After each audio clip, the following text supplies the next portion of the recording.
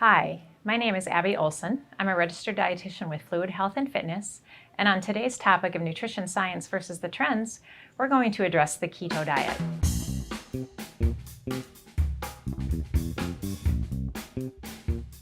In today's program, we are going to share the science behind the keto diet and address the nuances and considerations as to whether or not this is the right plan for you. Before we get into what the keto diet is, let's make sure we understand the background of ketosis and how our body uses energy. Metabolism is a group of chemical reactions that take place within the body's cells for the use of energy.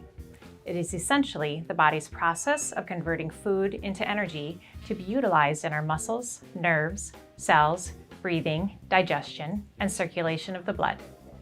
Our bodies typically use glucose as energy, which comes from carbohydrate. This comes from things like fruits, veggies, and grains. The body either uses the glucose, or simple sugar, or glycogen, which is a stored form of glucose in the liver, as our main source of energy.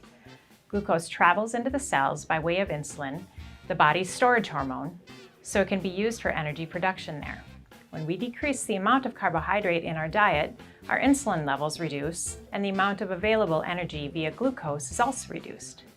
So the body needs to turn to a different source of energy, triggering an increased delivery of fatty acids to be used through the liver for fuel. These fatty acids are called triglycerides, which are trapped within your fat cells until called upon for energy. This is why nutritional plans like the Atkins diet have become so popular for weight loss, as they trigger the body's use of fat for energy. Some of those fatty acids get turned into ketones, or organic acid compounds.